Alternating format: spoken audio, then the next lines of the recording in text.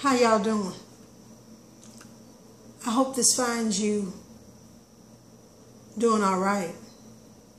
I decided to go ahead and make this video while y'all were still mad. You know, you're still upset about Mike Brown being killed. You know, I don't want y'all to do like you did with Trayvon Martin. You know, everybody got real upset and now you don't hear anything. And we're back to doing the same thing, even killing each other. I just stopped by to let you know that in 1955 in Money, Mississippi, Emmett Till was killed. And Mamie Till said that up until that time, she didn't really think about that much about the problems in the South, that it was their problem.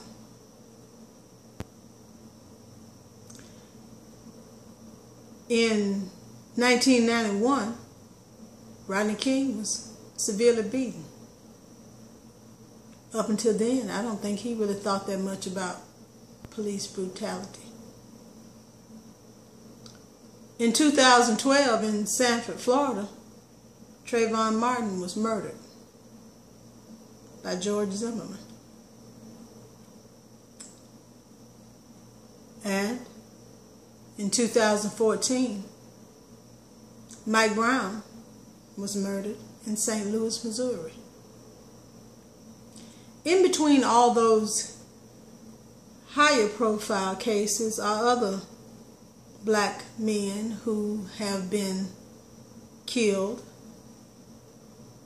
by law enforcement. And before then, there were others, even prior to Emmett Till in 1955, when black men were lynched all across the South. We can go back to the Scottsboro Boys and many more who are nameless.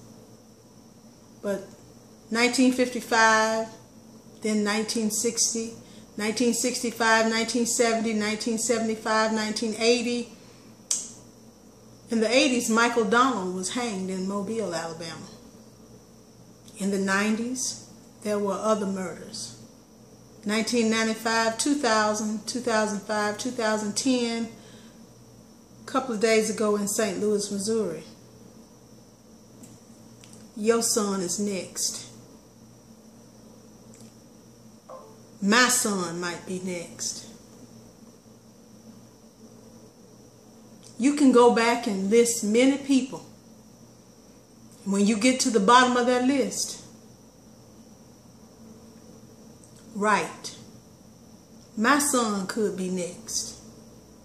And maybe that'll get us to thinking that until we do something about what's going on in our communities that is taking the lives of our sons, nephews, cousins, brothers, husbands, boyfriends, fathers, friends, and neighbors, nothing is going to be done. There used to be a time when barbershop conversations would sometimes result in men taking action in their community. So today, on Facebook, I asked for the help of some men to get started right here in Memphis to see what we could do to present some information to our young men on how to survive an encounter with an overzealous cop. I'm not saying that all policemen are bad, but all of them sure ain't good. And then once we educate them on how to conduct themselves and how to signal someone to be on the alert when they are having an interaction with the police, to possibly assist them, notify family, or tell somebody what happened to them, we need to move further to teach our young men the skills necessary to survive to adulthood and beyond. There has to be a great effort to help our young men ages 13 to 40.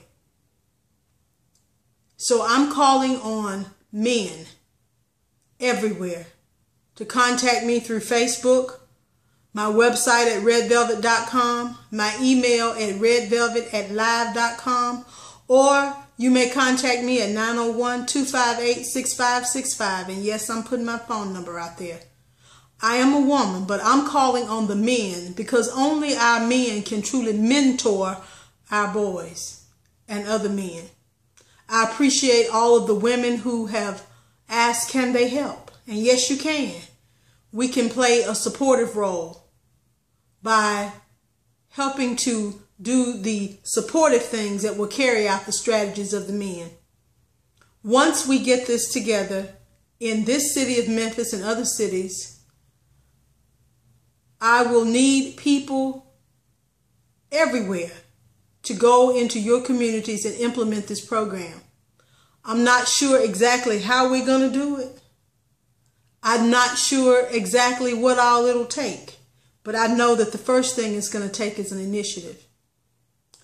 I'm asking every owner of a barbershop that can in every city to contact me. Let me know the name of your barbershop in your city so that we can organize a forum in the barbershop to discuss this. I know that everybody will not be willing. Everybody will not volunteer because it's just not your problem. I'm sure that some will say that nothing's going to be done or that we can't do it.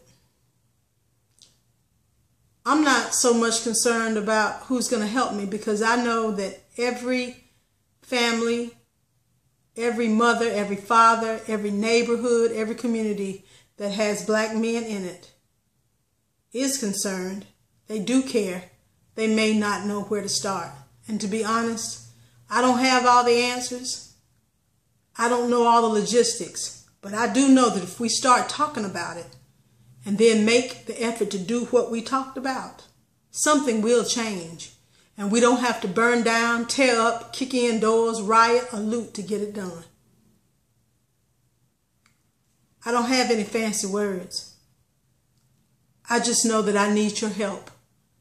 I want some men to come forward because the other thing that Mamie Till said was that after the death of her son, men everywhere stood up or took a stand.